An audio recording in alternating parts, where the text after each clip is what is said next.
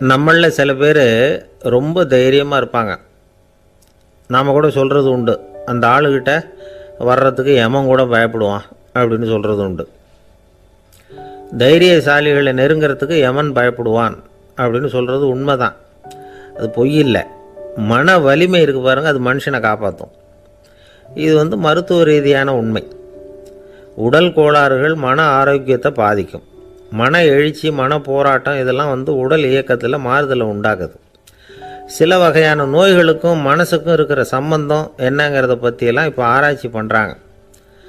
Asthma, மூட்டு வலி, பெருங்குடல் அழற்சி, உயர் இரத்த அழுத்தம், சோரியாசிஸுங்கிற தோல் வியாதி, வயிற்று புண்ணு, இந்த தைராய்டு நச்சுத்தன்மை, இது மாதிரி நோய்களை உண்டாக்குறதுல மனசோட பங்கு என்னங்கிறத பற்றியெல்லாம் ஆய்வு பண்ணி பார்த்துருக்குறாங்க.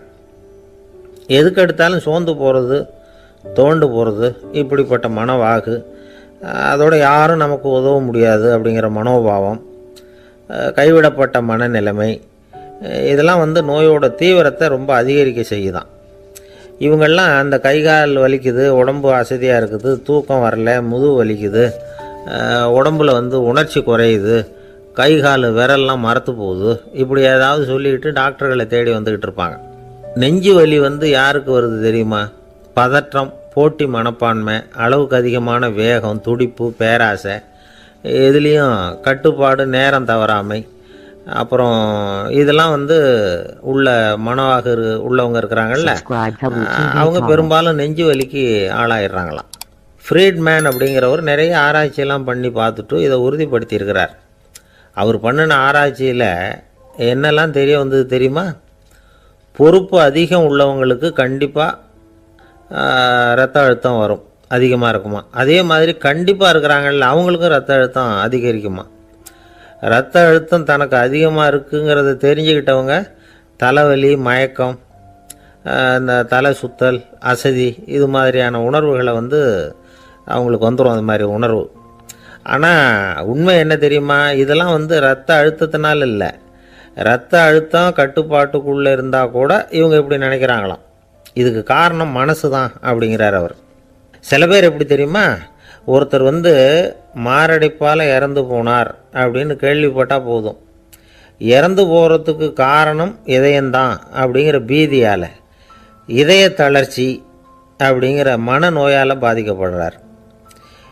இவங்கெல்லாம் அடிக்கடி தங்களுடைய இதய பகுதியை தொட்டு பார்த்துக்குவாங்க, நாடியை பிடிச்சி பார்த்துக்குவாங்க, அடிக்கடி மூச்சை உள்ளுக்கு இழுத்து வெளியில் விட்டு வலி வருதா அப்படின்னு பார்த்துக்கிட்டு இருப்பாங்க. வேறு எங்கேயாவது வலிச்சா கூட நெஞ்சை வலிக்குதா அப்படின்னு பார்ப்பாங்க. நெஞ்சு வலிக்குதுன்னு கூட சில பேர் சொல்ல ஆரம்பிச்சிருவாங்க. ஆஸ்மாவுக்கும் மனசுக்கும் சம்பந்தம் உண்டு. தீர்வு காண முடியாத மன போராட்டங்கள் எல்லாத்துக்கும் அடுத்தவங்களையே சார்ந்து இருக்கிற மனநிலை, இதெல்லாம் ஆஸ்மாவினுடைய தீவிரத்தை அதிகப்படுத்திடும். பயம், இது எப்படின்னா என்ன நடக்குமோங்கிற பதற்ற நிலை, அப்புறம் இந்த பயம், இதெல்லாம் சுவாசித்தலை அதிகரிக்க செய்யுது இல்லையா. இதனால் இரத்தத்தின் காரத்தன்மை அதிகமாகி நோயின் தீவிரமும் அதிகமாகுது. மன போராட்டம், மனக்கவலை, மன இறுக்கம், இதெல்லாம் தோல் வியாதியை தூண்டி விடுதான். இது மாதிரி இன்னும் எவ்வளவோ இருக்குது. அதனால் இன்றைக்கி நமக்கு தேவை என்னென்னா மன வலிமை, மலர்ந்த முகம், இது ரெண்டு இருந்துட்டுதுன்னா பலவிதமான நோய்கள் நம்மக்கிட்ட நெருங்கி வராது. டாக்டர், என்ன நெருங்காமல் இருக்கிறதுக்கு நான் ஒரு காரியம் பண்ணுறேன் அப்படின்னார் ஒருத்தர். அவர் என்ன அர்த்தத்தில் சொன்னார்னா, டாக்டர் அவரை நெருங்காமல் இருக்கிறதுக்கு அவர் ஒரு காரியம் பண்ணுறாராம். நண்பர்கிட்ட சொன்னார். நண்பர் கேட்டார், அது என்ன காரியம் பண்ணுற அப்படின்னு கேட்டார். தினம் ஒரு ஆப்பிள் பழம் சாப்பிட்றேன்னார் அவர். ஏன்னா ஆங்கிலத்தில் ஒரு பழமொழி சொல்லுவாங்கள்ல, an apple a day keeps doctor away அப்படிம்பாங்க. ஒரு ஆப்பிள் பழம் சாப்பிட்டா டாக்டர் விலகியே இருப்பார், டாக்டர்கிட்ட போக வேண்டிய அவசியம் இருக்காது அப்படிங்கிறதுக்காக அந்த பழமொழி சொல்கிறது. என்ன, நான் யாருமே நெருங்காமல் இருக்கிறதுக்கு நான் ஒரு காரியம் பண்ணுறேன்னார் இன்னொருத்தர். டாக்டர் நெருங்காமல் இருக்கிறதுக்கு ஆப்பிள் பழம் சாப்பிட்றேன்னார் அவர். என்னை யாருமே நெருங்காமல் இருக்கிறதுக்கு நான் ஒரு காரியம் பண்ணுறேன்னார் இன்னொருத்தர். அது என்னன்னு கேட்டோம். தினம் ஒரு பூண்டு சாப்பிட்றேன்னார். ஏ கார்லிக் எ டே கீப்ஸ் எவ்ரிபடி அவே அப்படின்னு அதுக்கு ஒரு புது விளக்கமும் கொடுத்தார். இணைபிரியாத 2 நண்பர்கள் இருந்தாங்களாம். 2 பேரும் விடாமல் சிகரெட்டு குடிக்கிறவங்க. அதில் ஒருத்தன் செத்து போட்டான். இன்னொருத்தன் அதுக்கப்புறம் 2 சிகரெட்டாக குடிக்க ஆரம்பித்தானா. ஏன் இப்படி பண்ணுறேன்னு கேட்டிருக்காங்க.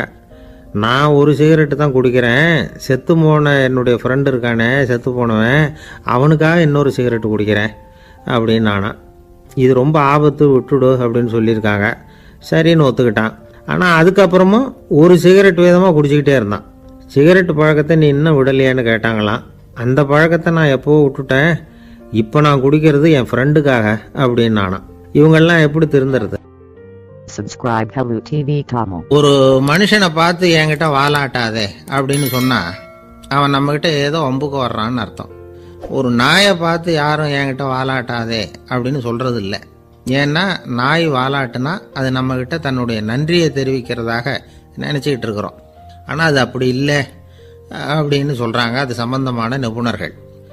ஒரு நாய் தன்னுடைய வாலை இந்த பக்கமும் அந்த பக்கமுமா இப்படியும் அப்படியும் ஆட்டிக்கிட்டு இருந்தா அது பதட்டத்தில் கூட இருக்கலாம்.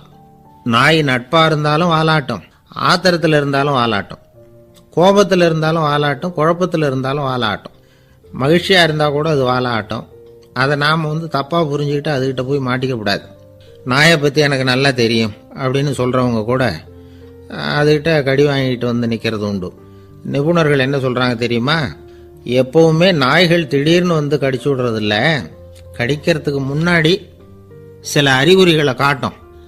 அதை சரியாக புரிஞ்சுக்கிட்டோம்னா தப்பிச்சுக்கலாம். ஒரு வீட்டுக்கு போகிறீங்க, அங்கே புதுசாக ஒரு நாயை பார்க்குறீங்க, உடனே அதுக்கிட்ட போய் குனிஞ்சு சிரிச்சுக்கிட்டே அது தலையில் தட்டுறீங்க. இது ரொம்ப தப்பான். ஒரு நாய் இன்னொரு நாயை நேருக்கு நேர் பார்த்து பல்ல காட்டுனா அது தன்னுடைய தன்முனைப்பை காட்டுதுன்னு அர்த்தமா.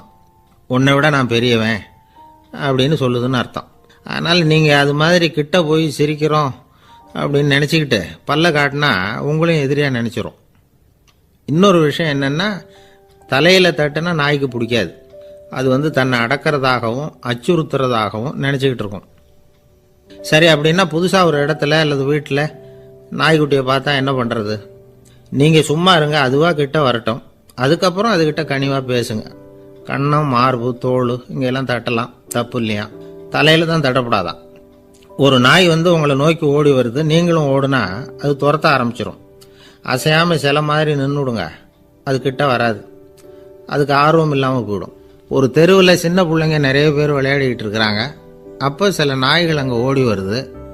எல்லாரும் ஓடினாங்க. அப்படி ஓடுறப்போ ஒரு பையன் கால் தடிக்க கீழே விழுந்துட்டான். என்னாச்சு தெரியுமா? துரத்திட்டு வந்த நாய்கள்லாம் கீழே விழுந்தவன ஒன்றும் செய்யலை, அவன்கிட்டே போகல. ஓடிக்கிட்டு இருந்தாங்கல்ல பசங்க, அவங்கள துரத்திக்கிட்டு அவங்க பின்னாடி ஓடிச்சான். அதுதான் நாய்களுடைய சுபாவம். ஒரு நாய் நம்மளை நேருக்கு நேர் முறைச்சி பார்க்குதுன்னு வச்சுங்க, நாமளும் அதை முறைச்சி பார்க்கக்கூடாது.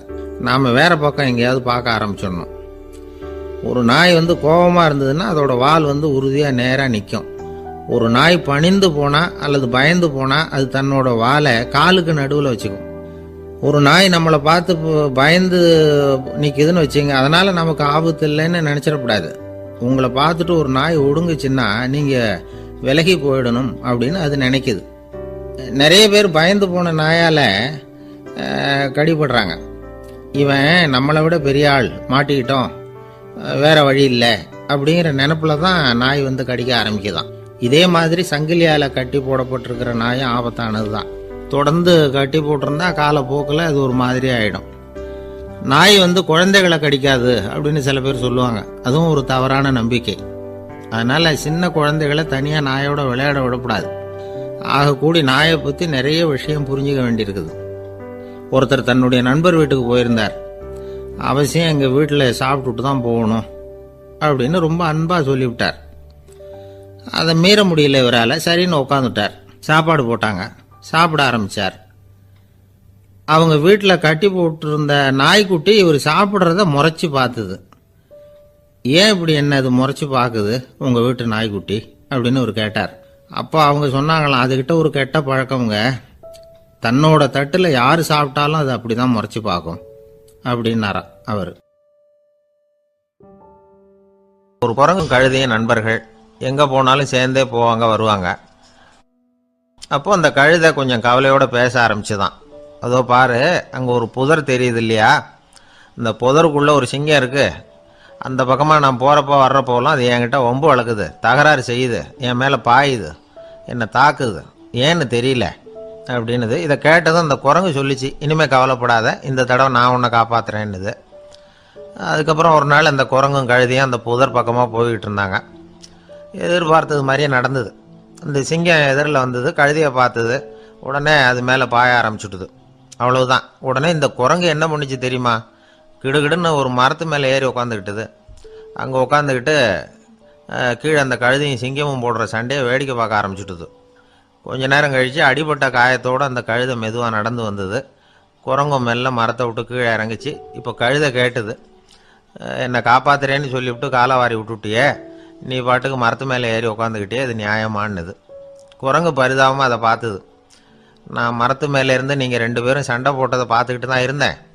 உன்னோட சத்தம் தான் அதிகமாக இருந்தது, அது நீ சிரிக்கிற மாதிரி எனக்கு கேட்டுது. அதனால் நீ தான் ஜெயிச்சுக்கிட்டு இருக்க போல இருக்கு அப்படின்னு நினச்சிவிட்டேன்னுது. இன்றைக்கி பல பேர் இப்படி தான் இருக்கிறாங்களாம். யார் ஜெயிக்கிறாங்க யார் தோக்குறாங்கங்கிறத முகத்தை பார்த்து கூட கண்டுபிடிக்க முடியறதில்ல. பேசுகிற பேச்சை வச்சு கூட கண்டுபிடிக்க முடியறதில்ல. தோற்கிறவங்க கூட சிரிக்கிற மாதிரி முகத்தை வச்சுக்கிறான். இன்றைய மனிதர்கள்கிட்ட ஏகப்பட்ட முரண்பாடுகள். பொய் முகங்களோட உலவுகிறவர்கள் தான் அதிகம். உண்மை முகம் எங்கே இருக்குது அப்படிங்கிறத புரிஞ்சுக்கிட்டு நண்பர்களை தேர்ந்தெடுக்கணும் அப்படிங்கிறது ஒரு முக்கியமான கருத்து. கடவுள் இந்த உலகத்தை படைச்சுட்டு அதுக்கப்புறமும் கொஞ்ச நாள் இங்கேயே தங்கியிருந்தாராம். அப்போ தான் அவருக்கு ஒரு உண்மை புரிஞ்சுதான், இந்த உலகத்தில் தங்கி இருக்கிறது எவ்வளவு இடைஞ்சல்னு. தினமும் மனிதர்கள் தேடி வந்து ஏதாவது புகார் சொல்லிக்கிட்டே இருந்தாங்களாம். எனக்கு அது வேணும் இது வேணும்னு கேட்டுக்கிட்டே இருந்தாங்களாம். சில பேர் வந்தாங்க, நாங்கள் வந்து விவசாயம் பண்ணுறோம், தண்ணி இல்லாமல் பயிர் காயுது, எங்களுக்கு மழை வேணும் அப்படின்னாங்க. அவங்க போனதும் அதுக்கப்புறம் சில பேர் வந்தாங்க, நாங்கள் வந்து மண்பானை செய்கிறவங்க நிறைய பானை செஞ்சு வச்சுருக்குறோம், மழை பெஞ்சால் எல்லாம் கரைஞ்சி வீணாக போயிடும், அதனால் இன்றைக்கி மழை பெய்யக்கூடாதுன்னாங்க. கடவுள் பார்த்தார், அவருக்கு என்ன பண்ணுறதுன்னே தெரியல, ஏகப்பட்ட குழப்பம், தலையை பிச்சுக்கலாம் போல் இருந்தது, கிட்டத்தட்ட பைத்தியம் பிடிக்கிற அளவுக்கு ஆயிட்டுது. எல்லாருடைய ஆசைகளையும் அவரால் நிறைவேற்ற முடியல, ஏன்னா ஒன்றுக்கு ஒன்று முரண்பாடாக இருந்தது. ஒரு நாள் தன்னுடைய அமைச்சரவையை கூட்டி ஆலோசனை கேட்டார், என்ன செய்யலான்னு சொல்லுங்கன்னார். இது என்ன பிரமாதம், பேசாமல் இமயமலை அடிவாரத்தில் போய் உட்காந்துங்க, யாரும் தொந்தரவு பண்ண மாட்டாங்கன்னாங்க. அங்கேயும் மனிதர்கள் வர ஆரம்பிச்சுருவாங்களேன்னார் கடவுள். சரி அப்படின்னா சந்திரனில் போயிருந்துக்கலாமேன்னாங்க. அங்கேயும் மனுஷன் குடி வர போகிறான் அப்படின்னார் கடவுள். வெகு தூரத்துக்கு அப்பால் உள்ள நட்சத்திர மண்டலத்துக்கு போயிடலான்னாங்க. இதெல்லாம் நிரந்தர தீர்வாகாது, நிரந்தரமாக இந்த மனிதனுடைய தொல்லையிலேருந்து நான் விடுபடணும், அதுக்கு ஏதாவது வழி சொல்லுங்கன்னார் கடவுள். ஒரு வயசான ஆள் வந்தார். கடவுளுக்கு காதோட காதாக ஒரு வழியை சொன்னார். கடவுளுக்கு முகம் மலர்ந்தது. அதுதான் சரி, அப்படியே செஞ்சுடலான்னார். அந்த ஆள் சொன்ன ரகசியம் என்ன தெரியுமா? மனிதனால் அடைய முடியாத ஒரு இடம் இருக்குது, அது வேற எங்கேயும் இல்லை, அவனுக்கு உள்ளே இருக்குது, அங்கே போய் மறைஞ்சுங்க, அதுக்கப்புறம் மனிதர்களால் உங்களுக்கு தொந்தரவு இருக்காதுன்னார். மனிதன் நினைக்காத இடம் அதுதான். அதாவது உள்ளுக்குள்ளே இருக்கிற உண்மையை புரிஞ்சிக்காம வெளியில் எங்கேயோ அது இருக்கிறதாக நினச்சி வரட்டிக்கிட்டு அலையிறான் மனுஷன். உள்ளே இருக்கிற உண்மை புரிஞ்சா நாம் தன்னம்பிக்கையோட தலை நிமிர்ந்து வாழலாம். வேடிக்கையாக ஒரு கதை சொல்லுவாங்க, இதை பாருங்கள், நம்ம பையன் எங்கே பணம் வச்சாலும் எடுத்து விடுறான், என்ன பண்ணுறதுன்னாங்க அம்மா. அப்பா கொஞ்சம் நேரம் யோசனை பண்ணார். அதுக்கப்புறம் சொன்னார், அவன் கண்ணில் படாத இடமா, நம்ம வீட்டில் இருக்கிறது ஒரே இடம் தான், அங்கே பணத்தை வை திருட்டு போகாதுன்னார். அது எந்த இடம்னு கேட்டாங்க. அதுதான் அவன் பாட புஸ்தகம், அதில் வச்சிரு, அவன் தொடவே மாட்டான், பாட புத்தகத்தை தொடாமல் பரீட்சையில் வெற்றி பெற முடியாது அப்படிங்கிறத புரிஞ்சுக்கணும். உள்ளே இருக்கிற உண்மையை தொடாமல் வாழ்க்கையில் வெற்றி பெற முடியாது. அதனால் உண்மையை புரிஞ்சுக்கிட்டா வாழ்க்கையில் வெற்றி நிச்சயம். ஒருத்தரை பார்த்து உன்னுடைய நண்பர்கள் யார் அப்படின்னு ஒரு கேள்வி கேட்டு பாருங்க, கொஞ்சம் யோசிச்சு பதில் சொல்லுவாங்க.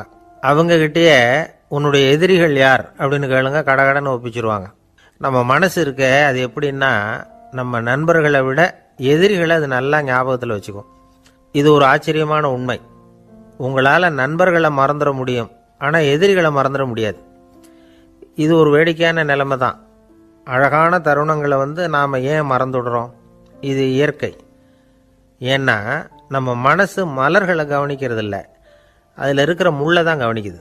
தன்னை காயப்படுத்துகிற எதையும் அது உடனே கண்டுகொள்ளுது. ஒரு தெளிந்த சிந்தனை உடைய மனசு மிக அழகாக உள்ள எல்லாத்தையும் கவனிக்கும். அது நன்றியுடன் உணரக்கூடிய எல்லாத்தையும் பார்த்து குறிச்சிக்கும். இப்படிப்பட்டவங்க வாழ்க்கை இயல்பாகவே நல்லா அமையும். அது ரொம்ப அபூர்வம். மனசில் உள்ள ஒரு சிறிய அமைப்பை மாற்றுவதை பொறுத்து தான் இந்த விஷயம் அப்படிங்கிறார் ஓஷோ. ஒரு யூத கோவில் இருந்து தான், அது யூதர்களின் மடமாகவும் இருந்தது. அங்கே ஒரு தலைமை குரு, அவர் ரொம்ப கண்டிப்பானவர். அந்த கோவிலை ஒட்டி ஒரு தோட்டம். ஒரு நாள் காலையில் அந்த தோட்டத்தில் 2 இளம் யூதர்கள் நடந்து போய்கிட்டு இருக்கிறாங்க. காலையில் 1 மணி நேரம், மாலையில் 1 மணி நேரம் அவங்க அந்த தோட்டத்தில் நடக்கிறதுக்கு அனுமதி உண்டு. மற்ற நேரங்களில் அவங்க மத புத்தகங்களை படிக்கணும், பிற விதிமுறைகளை கடைபிடிக்கணும். அந்த 2 பேருமே தொடர்ந்து புகைப்பிடிக்கிற பழக்கம் உள்ளவங்க. ஆனால் கோவில் மடத்தில் இருக்கிறப்போ அவங்க புகைப்பிடிக்க முடியாது, அது கடுமையான குற்றம். சரி, நாம் தோட்டத்தில் இருக்கிறப்போவாவது புகைப்பிடிக்கலாமா அப்படின்னு ஒரு ஆசை அவங்க 2 பேருக்குமே. இருந்தாலும் பயம். இப்படி கேட்டால் மதகுரு என்ன சொல்லுவாரோ அல்லது என்ன செய்வாரோங்கிற பயம். இப்படியே கொஞ்ச நாள் ஆச்சு. ஒரு நாள் அந்த 2 பேரில் ஒருத்தன் ரொம்ப கலங்கி போய் அந்த கோவிலிருந்து வெளியில் வந்துக்கிட்டு இருந்தான். வந்தவன் நேராக தோட்டத்து பக்கம் போனான். அங்கே இன்னொருத்தன் ஆனந்தமாக புகை பிடிச்சிக்கிட்டு இருக்கிறான். அதை பார்த்து தான் இவனுக்கு அதிர்ச்சி. அட கடவுளே, என்ன இது, நீ கேட்காமலே ஆரம்பிச்சிட்டியா அப்படின்னா. இல்லை நான் கேட்டுவிட்டு தான் ஆரம்பிச்சிருக்கேன்னா அவன். அப்படியா, என்ன மனுஷன் இவர், நானும் தான் கேட்டேன், என்னை கண்ணாபுண்ணான்னு திட்டிவிட்டார். இது என்ன கோவிலா இல்லை நரகமா? உனக்கு புகை பிடிக்கணும்னு ஆசையாக இருந்தால் நரகத்துக்கு போகணும்னு சொல்லிவிட்டார். அது சரி, உன்னை மட்டும் எப்படி அனுமதிச்சார் அப்படின்னு கேட்டான் இவன். அவன் சிரிச்சுக்கிட்டே, நீ எப்படி கேட்ட சொல்லு அப்படின்னா. நாம் இந்த தோட்டத்துக்கு வர அனுமதிக்கப்பட்டிருக்கிறதே ஜபத்துக்காகத்தானே, அதனால் நான் ஜபம் சொல்லும் பொழுது புகை பிடிக்கலாமா அப்படின்னு கேட்டேன். அதுக்கு தான் அவர் சத்தம் போட்டு என்னை அடிக்கவே வந்துட்டார் அப்படின்னா இவன். நீ ஒரு மாதிரியாக கேட்டிருக்க, நான் வேற மாதிரியாக கேட்டிருக்கிறேன். ஜெபம் சொல்லும்போது புகை பிடிக்கலாமான்னு நீ கேட்டிருக்க. ஐயா, புகை பிடிக்கும் பொழுது ஜபிக்கலாமா அப்படின்னு நான் கேட்டேன். அதில் தப்பு ஒன்றும் இல்லை அப்படின்னு பதில் சொல்லிட்டார் அப்படின்னா. ஒரு சிறிய மாற்றம்தான் அது மிகப்பெரிய மாறுதலை ஏற்படுத்தி விட்டது. மனசு நல்ல விதமாக சிந்திக்க ஆரம்பிச்சதுன்னா மகிழ்ச்சிக்கு பஞ்சம் இல்லை. ஒரு கஞ்சன் ஆற்றுல விழுந்துட்டான். வெள்ளத்தில் தத்தளிச்சுக்கிட்டு இருக்கிறான். கரையில் நின்ன ஒருத்தர், உன் கையை கொண்டா இப்படி பிடிச்சி இழுத்து கரையில் சேர்த்து விடுறேன்னார். எதையும் கொடுத்து பழக்கம் இல்லாத அவன் கையையும் கொடுக்க மாட்டேன்னுட்டான். இவர் பார்த்தார். உன் கையை கொடுன்னு சொல்கிறதுக்கு பதிலாக நான் என் கையை கொடுக்குறேன் பிடிச்சிக்கோ அப்படின்னார். அவன் கப்புன்னு பிடிச்சிக்கிட்டான், இழுத்து கரையில் போட்டார்.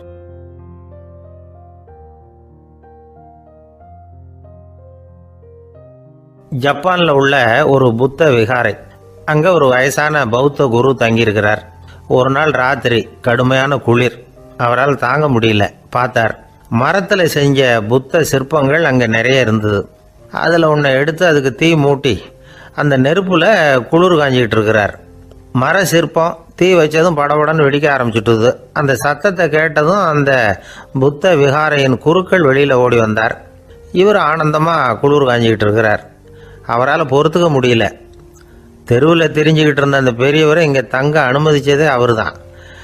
இவர் இப்படி பண்ணுறாருன்னு நினச்சிக்கிட்டே அவரை கோபமாக பார்த்தார். ஏன் இப்படி கோபமாக பார்க்குறீங்க, இப்படி வந்து உட்காருங்க அப்படிங்கிறாரு இவர். அவருக்கு இன்னமும் கோபம் வந்துட்டுது. எங்கள் கடவுளை வந்து எரிச்சுட்டிங்களே அப்படின்னு சத்தம் போட்டாராம். அப்படியா அப்படின்னு கேட்டுக்கிட்டே அந்த சாம்பலை கிளறினார் இவர். என்ன செய்கிறீங்கன்னு கேட்டிருக்காரு அவர். நான் எலும்புகளை தேடுறேன்னாராம். நீங்கள் ஒரு பைத்தியம், இது ஒரு மர சிற்பம், இதில் எலும்புகள் கிடையாது அப்படின்னாராம். அவருக்கு கோபம் வந்துட்டுது. உடனே வெளியில் போங்கன்னு கத்தியிருக்கார். வெளியில் தள்ளி கதவையும் சாத்தி விட்டாராம். மறுநாள் காலையில் கதவை திறந்து பார்த்தா அந்த வயசான பெரியவர் ஒரு மைல்கல் மேலே சில காட்டு பூக்களை வச்சு புத்தம் சரணம் கச்சாமின்னு சொல்லிக்கிட்டே இருக்கிறார். இவருக்கு சந்தேகமாக போட்டுது. கிட்ட போனார். என்ன செஞ்சுக்கிட்டு இருக்கீங்கன்னு கேட்டார். இது என்னுடைய காலை நேர பிரார்த்தனைன்னாராம். நிஜமாகவே நீங்கள் ஒரு பைத்தியமாக தான் இருக்கணும், ஏன்னா அது ஒரு மைல்கல் அப்படின்னாராம். இப்போ அந்த பெரியவர் சொன்னாராம், நீங்கள் ஒரு மரத்தை புத்தராக நினைக்கும் பொழுது நான் ஏன் ஒரு மைல்கல்ல புத்தராக நினைக்கக்கூடாது? நான் வந்து புத்தரை எரிக்கலாம், ஏன்னா அவரை நான் நேசிக்கிறேன். அந்த சிற்பம் வந்து மரத்தால் ஆனதுங்கிறது எனக்கு தெரியும். நான் ஒரு மைல்கல்ல தொழலாம், ஏன்னா அது எனது பூக்களை தாங்குது. நான் இந்த மைல்கல்லுக்குள்ளே மறைஞ்சிருக்கிற புத்தரை பார்க்குறேன். யாராவது ஒரு சிற்பி இதை சிலையாக்கினாதான் நீங்கள் புத்தரை பார்க்க முடியும். அன்னைக்கு ரொம்ப குளிராக இருந்தது. நான் எனக்குள்ளே இருக்கிற புத்தரையும் பாதுகாக்கணும். உள்ளே இருக்கிற புத்தரை காப்பாற்றுறதுக்காக வெளியில் உள்ள புத்தரை எரிக்கலாம், அதில் ஒன்றும் தப்பு இல்லை. அது அவருடைய போதனையிலேயே இருக்கு. உனக்குள் ஜோதியாக இரு அப்படிங்கிறது அவருடைய போதனை. என்னுடைய புத்தர் குளிரில் நடுங்கிட்டு இருந்தார். அந்த மர சிற்பங்கள் வெயில் மழையில் உணர்ச்சி இல்லாமல் இருந்தது, அதனால் அப்படி பண்ணினேன். ஆனால் நீங்கள் என்ன பண்ணீங்க? நான் ஒரு மர புத்தரை எரிச்சதுக்காக உயிருள்ள புத்தரை வெளியில் தள்ளி கதவை சாத்தினீங்க அப்படின்னாராம் அந்த பெரியவர். உண்மையான பக்திங்கிறது இதுதான். அதாவது உனக்குள் ஜோதியாக இரு அப்படின்னு புத்தர் சொன்னார் இல்லையா, அது மாதிரி தனக்குள் ஜோதியாக இருக்கிற இந்த காலத்து ஆசாமிகள் நிறைய பேர் உண்டு. எப்பவும் போதையிலேயே இருக்கிறவங்க. ஒரு நாள் நடு ராத்திரி ஒரு மது கடையில் ஒரு ஆள் அங்குள்ள சிப்பந்திகள் கிட்ட கேட்டுக்கிட்டு இருக்கிறான். மறுபடியும் இந்த கடை எப்போ திறப்பாங்கன்னு கேட்டானா. நாளைக்கு காலையில் 8 மணிக்கு திறப்பாங்க அப்படின்னு நானா அங்கே இருந்த ஆள். அவன் திருப்பி திருப்பி அதையே கேட்டுக்கிட்டு இருக்கான். இவனுக்கு பதில் சொல்லி சொல்லி அழுத்து போச்சு. அதான் சொல்கிறேன் ஐயா, நாளைக்கு காலையில் வா அப்படின்னாங்களாம். அதுக்கு இவன், நான் வர்றதுக்காக கேட்கலையா, நேத்திக்கு வந்தவன் உள்ளேயே மாட்டிக்கிட்டேன், வெளியில் போகிறதுக்காக கேட்டேன் அப்படின்னு. இன்பம் துன்பம் இது ரெண்டும் சேர்ந்தது தான் வாழ்க்கை. இது எல்லாரும் சொல்லிகிட்டு இருக்கிற ஒரு உண்மை. அது சரி, இது ரெண்டும் வர்றதுக்கு என்ன காரணம்? துறவி ஒருத்தர் யோசித்து பார்த்துருக்கார். இன்ப துன்பம் தோன்றுவதற்கு முக்கியமாக 6 காரணங்கள் உண்டு அப்படிங்கிறார் அவர். அது என்னங்கிறத நாமளும் தெரிஞ்சு வச்சுக்குவோமே. இப்போ முதல் காரணம் சுயநலம். ஒரு தாயார் தன்னுடைய சுயநலம் கருதி தன்னுடைய மகன் இன்பமாக இருக்கணும்னு ஆசைப்படுறாங்க. மகனும் அப்படியே ஆசைப்படுறான். அதனால் தாயாரின் இன்ப துன்பங்களை பார்த்துட்டு மகனும் இன்ப துன்பம் அடையிறான். அந்த அம்மாவுக்கும் அதே நிலைமை தான். 2வது காரணம் உறவு. நான் துறவியான பிறகு கூட உறவுங்கிற காரணத்தினால தான் தாயாருடைய சுக துக்கங்களை கண்டு நானும் சுக துக்கம் அடைகிறேன். என் தாயாருடைய நிலைமையும் இதுதான் அப்படிங்கிறார் ஒரு துறவி. 3வது காரணம் என்னென்னா அறிமுகம். எனக்கு அறிமுகமான ஒருத்தரை ரயில் நிலையத்தில் சந்திக்கிறேன். அவர் தன்னுடைய பணப்பையை எங்கேயோ தொலைச்சிவிட்டு வருத்தப்பட்டு இருக்கிறார். நானும் வருத்தப்படுறேன். அந்த சமயத்தில் யாரோ ஒருத்தர் இதுதானே அவங்க பணப்பை அப்படின்னு சொல்லி கொண்டாந்து நீட்டுறார். பணப்பையை தொலைச்சவர் சந்தோஷப்படுறார், நானும் சந்தோஷப்படுறேன். இது அந்த துறவி சொல்கிற அனுபவம். 4வது காரணம் என்னென்னா கருணை. எனக்கு முன்னே பின்ன தெரியாத ஒருத்தனை யாரோ ஒருத்தன் அடித்து காயப்படுத்தி போடுறான். கருணை காரணமாக நான் அதுக்காக துக்கப்படுறேன். 5வது காரணம் எதையும் நம்புறது. ஒரு பசுமாட்டை ஒரு முரணை அடிச்சுக்கிட்டு இருக்கிறான் அப்படின்னு ஒருத்தர் நம்மகிட்ட சொல்கிறாருன்னு வைங்க, உடனே நான் துக்கப்படுறேன். இன்னொருத்தர் அந்த முரணனை போலீஸ்காரங்க பிடிச்சிட்டு போயிட்டாங்கன்னு சொல்லி சொல்கிறார், நான் உடனே சந்தோஷப்படுறேன். 3வதாக ஒருத்தர் முதல் 2 பேரும் சொன்னது பொய்யுங்கிறார். அப்போ நான் இன்ப துன்பம் ரெண்டுமே இல்லாமல் நிம்மதியாக இருக்கிறேன். இது ஒரு விதம். அடுத்தது 6வது காரணம் என்னென்னா தன்மயமாகுதல். ஒரு நாவல் படிச்சுக்கிட்டு இருக்கிறோம், அதில் வர்ற பாத்திரங்களோடு நாம் ஒன்றி போயிடுறோம். அதில் வர்ற பாத்திரங்கள் சிரிச்சுதுன்னா நாமளும் சிரிக்கிறோம், அது அழுதுன்னா நாமளும் அழறோம். அதெல்லாம் அந்த துறவி சொல்கிற அனுபவ உண்மைகள். இன்ப துன்பம் இது ரெண்டும் தோன்றுவதற்கு சுயநலம், உறவு, அறிமுகம், கருணை, எதையும் நம்புறது, தன்மயமாகிறது, இது எல்லாம் தான் முக்கிய காரணம் அப்படின்னு அவர் சொல்கிறார். ஆக கூடி ஒட்டு மொத்தமாக யோசனை பண்ணி பார்த்தா பிற பொருள்கள் மீது பற்றுதல் காரணமாக தான் நாம் இன்ப துன்பம் அடையிறோம் அப்படிங்கிறத புரிஞ்சிக்க முடியுது. மனுஷன் இன்ப துன்பம் அடையிறதுக்கு 7வது காரணம் கூட ஒன்று உண்டு அப்படின்னு சொல்லிகிட்டே வந்தார் ஒருத்தர். அது என்ன அப்படின்னு கேட்டோம். அதுதான் சார் இந்த நீங்கள் சொல்லிட்டு வர்ற இன்று ஒரு தகவல்னார். எப்படி சொல்கிறீங்கன்னு கேட்டோம். இன்று ஒரு தகவல் கேட்க ஆரம்பிக்கிறப்போ மனசில் இன்பம், ஆரம்பித்த உடனே இது ஏற்கனவே கேட்ட சமாச்சாரமாச்சே அப்படின்னு நினைக்கிறப்போ துன்பம் அப்படின்னு அதுக்கு ஒரு விளக்கம் கொடுத்தார் அவர். நம்பிக்கை இல்லைன்னா இந்த உலகத்தில் நாம் நடமாடவே முடியாது. அவநம்பிக்கையோடு இருந்துக்கிட்டு இருந்தால் என்றைக்கும் அவஸ்தை தான். நாம் நம்புறது நடக்குதோ இல்லையோ அது வேறு விஷயம். ஆனால் எதையும் நம்பி தான் நாம் அடி வைக்க வேண்டியிருக்கு. வேறு ஒன்றும் வேணாம், ஒரு லாட்ரி சீட்டு வாங்குகிறோம், அது எங்கே நமக்கு விழப்போகுது அப்படிங்கிற அவநம்பிக்கையோடவா வாங்குகிறோம். பரிசு நமக்கு தான் அப்படிங்கிற நம்பிக்கை உள்ளூர இருக்கிறதுனால தான் அதை வாங்குகிறோம். இருந்தாலும் முடிவு வேறு மாதிரி ஆகிடுது. அதுக்காக மனசு சோர்ந்து போகிறதில்ல, அடுத்த மாதமும் சீட்டு வாங்குகிறோம். இந்த நம்பிக்கை தான் மனித வாழ்க்கைக்கு ஆதாரம். ஒரு கடையில் போய் டீ சாப்பிட்றீங்க, அந்த டீ நல்ல டீ தானா, அதில் விஷம் கலந்துருக்குமா அப்படிங்கிற சந்தேகம் வந்துட்டுதுன்னு வச்சுங்க. அதுக்கப்புறம் அதை எப்படி நீங்கள் சாப்பிட முடியும்? நம்பி தான் சாப்பிட்ணும். ரயில் ஒழுங்காக போய் சேருங்கிற நம்பிக்கை இருக்கிறதுனால தான் அதில் ஏறி உட்காடுறோம். லெட்டர் ஒழுங்காக போய் சேருங்கிற நம்பிக்கை இருக்கிறதுனால தான் பெட்டியில் போடுறோம். சரி, நம்ம கதையெல்லாம் நம்மளோட இருக்கட்டும். மனித நம்பிக்கை எந்த அளவுக்கு உறுதியாகவும் அறிவுபூர்வமாகவும் இருக்கணுங்கிறதுக்கு அலெக்சாண்டர் வாழ்க்கையில் நடந்த ஒரு சம்பவத்தை உதாரணமாக சொல்லலாம். இந்த உலகத்தையே ஜெயிக்கணும்னு புறப்பட்டார் அலெக்சாண்டர். ஒரு கட்டத்தில் அவர் சிட்னஸ் நதி கரைக்கு சேர்ந்தார். அந்த சமயத்தில் அவருக்கு கடுமையான நோய் வந்துட்டுது. அவர் கூடவே வந்திருந்த கிரேக்க வைத்தியர்கள் என்னென்னமோ முயற்சியெல்லாம் பண்ணி பார்த்தாங்க. இருந்தாலும் அலெக்சாண்டருக்கு வந்திருக்கிறது என்ன நோய்ங்கிறத அவங்களால கண்டுபிடிக்க முடியல. ஏன்னா அந்த பகுதியில் உள்ளவங்களுக்கு மட்டுமே அதிகமாக வரக்கூடிய ஒரு வினோதமான நோயாக இருந்தது அது. ஆனால் அவர் இருக்கிற இடம் எதிரியோட இடம், பாரசீக மன்னனோட ஆளுகைக்கு உட்பட்ட இடம். என்ன பண்ணுறது அப்படின்னு எல்லாரும் யோசனை பண்ணாங்க. பாரசீக மன்னனோட அரண்மனையில் இருக்கிற வைத்தியர் வந்தால் இந்த நோயை குணப்படுத்தி விடுவார் அப்படின்னு சொன்னாங்க. இருந்தாலும் எதிரியோட நாட்டில் இருக்கிற வைத்தியரை கூப்பிட்டு எப்படி நம்பி வைத்தியம் பார்க்க சொல்கிறது அப்படின்னு சொல்லி எல்லோரும் தயங்கினாங்க. ஆனால் அலெக்சாண்டர் தயங்கலை. பரவாயில்ல, அழைச்சிட்டு வாங்கன்னு விட்டார். உடனே அவரை போய் அழைச்சிட்டு வந்துட்டாங்க. அவர் வந்தார். அலெக்சாண்டர் உடம்பை பரிசோதனை பண்ணி பார்த்தார். சரி, இதை குணப்படுத்தி விடலாம், பயப்பட வேண்டியதில்லை. ஆனால் இதுக்கு ஒரு மூலிகை ரசம் தயார் பண்ணி கொடுக்கணும். நான் போய் அதை தயார் பண்ணிவிட்டு 2 நாளில் திரும்பி வந்துடுறேன் அப்படின்னு சொல்லிவிட்டு போனார் அந்த வைத்தியர். அதே மாதிரி 2 நாளில் திரும்பி வந்தார் மூலிகை ரசத்தோட. இதுக்கு இடையில் அலெக்சாண்டரோட தளபதிகளில் ஒருத்தர் ரகசியமாக ஒரு எச்சரிக்கை கடிதம் கொடுத்து அனுப்பியிருக்கிறான். அதை வாங்கி என்ன விஷயம்னு பார்த்தார். இப்போ உங்ககிட்ட வந்திருக்கிற எதிரி நாட்டு வைத்தியரை நம்பாதீங்க, அவன் கொண்டுகிட்டு வந்திருக்கிற மூலிகை ரசத்தில் விஷம் கலந்துருக்குது அப்படின்னு அதில் எழுதியிருக்கு.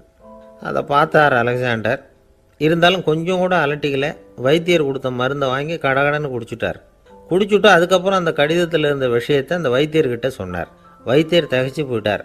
தன் மேலே அலெக்சாண்டர் வச்சிருக்கிற நம்பிக்கையை பார்த்து அவருக்கு ரொம்ப வியப்பு. வைத்தியர் உண்மையிலேயே நல்ல மருந்து தான் கொண்டுகிட்டு கொடுத்துருக்கிறார், அதில் விஷம்லாம் எதுவும் கலக்கலை. அதுக்கப்புறம் அலெக்சாண்டர் அந்த வைத்தியரை பார்த்து சொன்னாராம், நம்பிக்கைங்கிற அச்சாணியை ஆதாரமாக வச்சுக்கிட்டு தான் இந்த உலகம் சுற்றிக்கிட்டு இருக்குது. எனக்கு எதிரியாக இருந்தாலும் பாரசீக மன்னர் ரொம்ப பெரியவர். அப்பேற்பட்ட மன்னருடைய அரண்மனை வைத்தியர் தொழில் நேர்மை இல்லாதவராக இருக்க மாட்டார். அப்படி இருந்தால் அவரை அரண்மனை வைத்தியராக வச்சிருக்கவே மாட்டாங்க அப்படின்னு நம்பினேன். என்னுடைய நம்பிக்கை வீண் போகலை அப்படின்னாராம். இதுதான் மானுட நம்பிக்கைங்கிறது. இந்த காலத்துலேயும் இது மாதிரி இந்த மானுட நம்பிக்கை ரொம்பவும் சாமர்த்தியமாக கையாளுகிற கெட்டிக்காரங்க சில பேர் இருக்கிறாங்க. இந்த காலத்து குரு, அவருக்கு ஒரு சிஷ்யன்.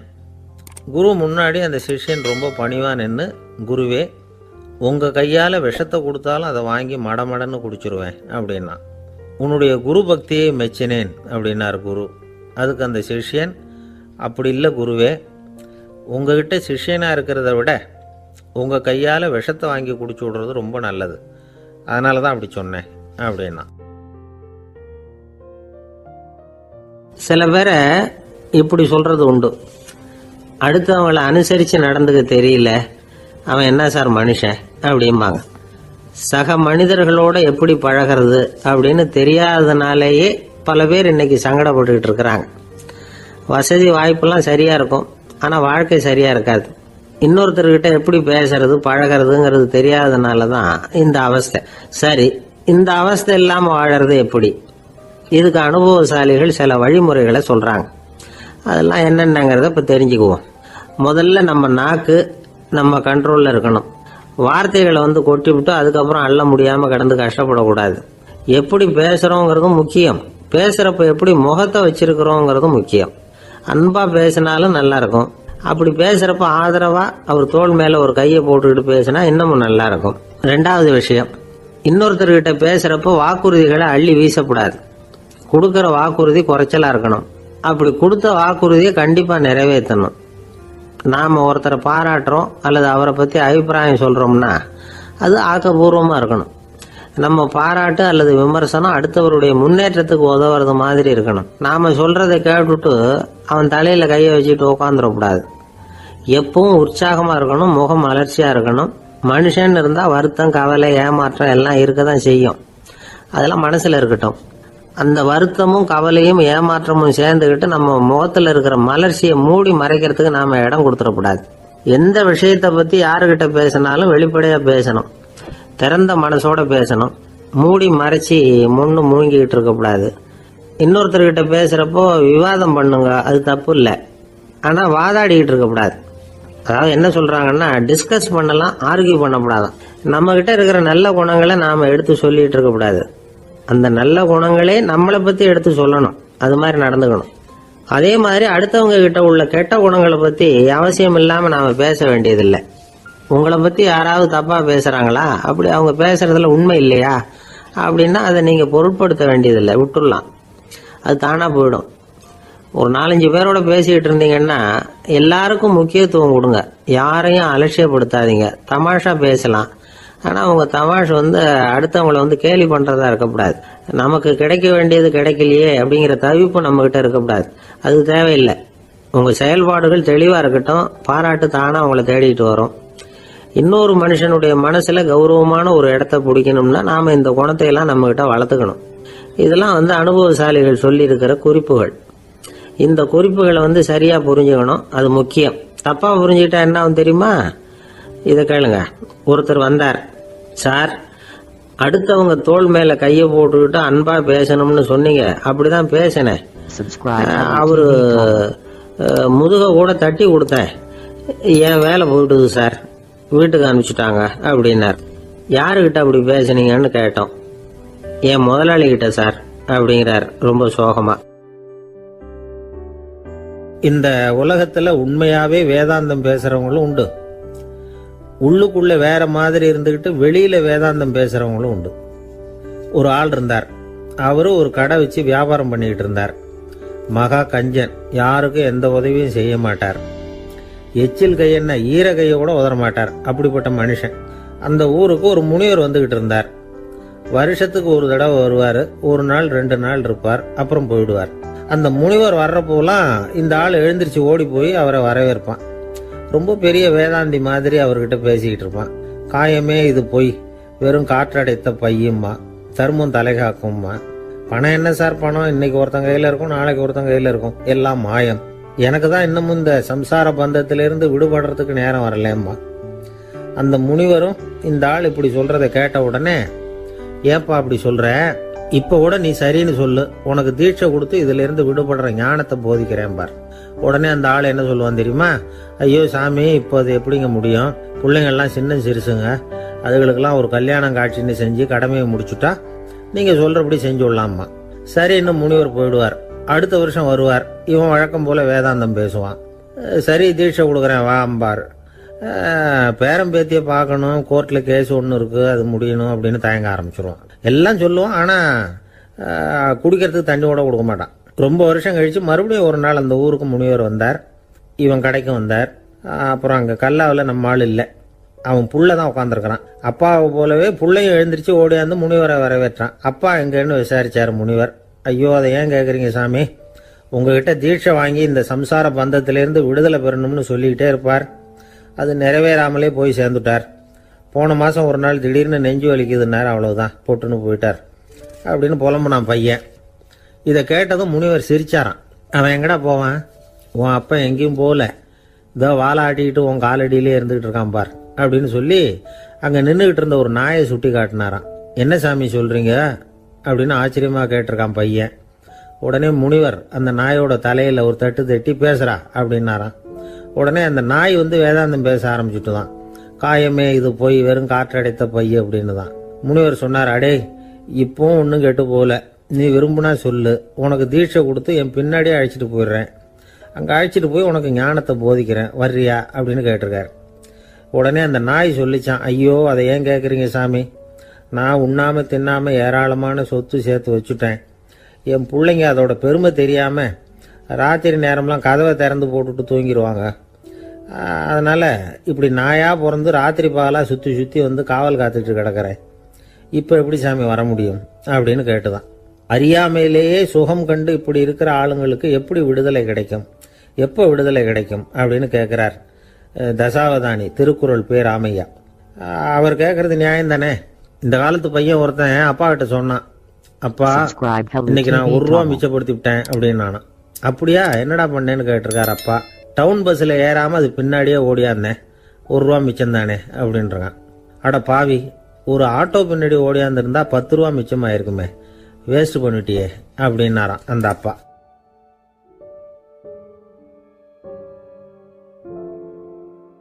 ஒரு தடவை நாரதர் ஒரு தெரு வழியாக போய்கிட்டு இருந்தார். வழியில் ஒருத்தர் வேத சாஸ்திரம்லாம் படிச்சுக்கிட்டு உட்காந்துருந்தார். அவர் நாரதரை பார்த்து எங்கே போயிட்டுருக்குறீங்கன்னு கேட்டார். கடவுளை பார்த்துட்டு வரலாம்னு போயிட்டுருக்கிறேன் அப்படின்னார் நாரதர். அப்படின்னா அவர்கிட்ட எனக்கு எப்போ முக்தி கிடைக்கும்னு கேட்டுட்டு வாங்களேன் அப்படின்னார் இவர். சரி கேட்டு வரேன் அப்படின்னு சொல்லிவிட்டு நாரதர் நடந்தார். கொஞ்சம் தூரத்தில் ஒரு மரத்தடியில் ஒரு தொழிலாளி செருப்பு தைச்சிக்கிட்டு உட்காந்துருந்தார். அந்த ஆளும் அதே மாதிரி கேட்டுக்கிட்டார். எனக்கு எப்போ முக்தி கிடைக்கும்னு கடவுள்கிட்ட கேட்டுக்கிட்டு வாங்களேன்னார். அவர்கிட்டையும் சரின்னு சொல்லிவிட்டு நாரதர் நேராக வைகுண்டத்துக்கு வந்து சேர்ந்தார். கடவுளை பார்த்தார். இவங்க 2 பேரும் சொல்லி அனுப்பின விஷயத்தை பற்றி கேட்டார். அதுக்கு கடவுள் சொன்னார், அந்த செருப்பு தைக்கிற தொழிலாளி உடல் நீத்ததும் உடனே என்னை வந்து அடைவான். ஆனால் அந்த சாஸ்திரம் படித்த ஆள் இப்போதைக்கு என்கிட்ட வந்து சேரமாட்டான். அவன் இன்னமும் பல பிறவிகள் எடுத்து அங்கேயே இருக்க வேண்டியிருக்குது. எப்போ இங்கே வந்து சேருவான்னு எனக்கே தெரியாது அப்படின்னார். நாரதருக்கு இதோட ரகசியம் என்னங்கிறது புரியல. எனக்கு ஒன்றும் புரியலையேன்னாரான் கடவுள்கிட்ட. சீக்கிரம் புரிஞ்சுக்குவேன், நீ திரும்பி போகிறப்போ நான் இங்கே வைகுண்டத்தில் என்ன செஞ்சுக்கிட்டு இருக்கேன்னு கேட்டால் ஒரு ஊசியின் துவாரத்தில் ஒரு யானையை கோத்துக்கிட்டு இருக்கிறேன்னு அவங்கக்கிட்ட சொல்லு அப்படின்னார் கடவுள் சிரிச்சுக்கிட்டே. நாரதர் பூமிக்கு திரும்பினார். கடவுளை பார்த்தீங்களா, எப்படி இருக்கார் அப்படின்னு விசாரித்தார். வேத சாஸ்திரம் படித்தவர். ஓ பகவானா, அவர் யானையை ஊசியின் காதில் நுழைச்சிக்கிட்டு இருக்கிறார் பார்த்தேன்னார் நாரதர். ஊசி காதில் யானையா, அது எப்படி முடியும்? நீங்கள் சொல்கிறத நான் நம்ப மாட்டேன்னு விட்டார் அவர். சரி, இந்த ஆளுக்கு இறைவன் பேரில் நம்பிக்கை இல்லை அப்படிங்கிறத நாரதர் புரிஞ்சுக்கிட்டார். அடுத்தபடியாக அந்த தொழிலாளி இருந்த இடத்துக்கு போனார். இறைவனை பார்த்தீங்களான்னு கேட்டார் அவர். பார்த்தேன், ஒரு ஊசி துவாரத்தில் யானையை கோத்துக்கிட்டு இருந்தார் அப்படின்னு சொல்லிவிட்டு நாரதர் அந்த ஆள் முகத்தை கவனித்தார். அந்த தொழிலாளி இதை கேட்டுட்டு கொஞ்சம் கூட ஆச்சரியப்படலை. அவரால் முடியாத காரியம் கூட உண்டானார். என்ன இப்படி சொல்கிற, ஊசியின் துவாரத்தில் யானையை கோக்க முடியும்னு நீ நம்புறியா அப்படின்னு கேட்டார் நாரதர். நிச்சயமாக நம்புகிறேன்னார் அவர். அது எப்படி அப்படின்னு கேட்டார் இவர். இதை பாருங்கள், நான் இந்த ஆலமரத்தடியில் தான் தினமும் உட்காந்துருக்கிறேன். தினமும் இந்த மரத்திலிருந்து எவ்வளவோ பழம் கீழே விழுது. இந்த பழத்தில் இருக்கிற ஒவ்வொரு விதையிலேயும் உள்ள ஒரு ஆலமரம் இருக்குது. ஒரு சின்ன விதைக்குள்ள ஒரு பெரிய ஆலமரம் இருக்க முடியுங்கிறப்ப ஊசி துவாரத்தில் கடவுள் யானையை நுழைய வச்சாருங்கிறத ஒத்துக்கிறதுல என்ன கஷ்டம் இருக்குது அப்படின்னு ரொம்ப சர்வசாதாரணமாக பதில் சொன்னாராம் அந்த தொழிலாளி. நாரதர் யோசனை பண்ணார். இந்த தொழிலாளி வேத சாஸ்திரங்களையெல்லாம் படிக்கலைன்னா கூட அறிவுபூர்வமாக சிந்திச்சு இறைவனை நம்புகிறான். அதனால தான் கடவுள் இந்த ஆளுக்கு சீக்கிரம் முக்தி கிடைக்கும்னு சொன்னார் அப்படிங்கிறத புரிஞ்சுக்கிட்டாராம். இந்த கதையில் வர்ற கடவுள், நாரதர், வைகுண்டம் இதெல்லாம் ஒரு பக்கம் இருக்கட்டும், ஒரு சின்ன விதைக்குள்ள ஒரு பெரிய ஆலமரம் தூங்கிக்கிட்டு இருக்கு அப்படிங்கிற உண்மை, அந்தரத்தில் 1000 கிரகங்கள் சுற்றிக்கிட்டு இருக்குங்கிற உண்மை, இதெல்லாம் நாம் பார்த்துக்கிட்டு தானே இருக்கிறோம். இந்த உண்மைகள் அதிசயமாக நமக்கு தெரியறதுனால அதை நம்பாமல் இருந்துட முடியாது.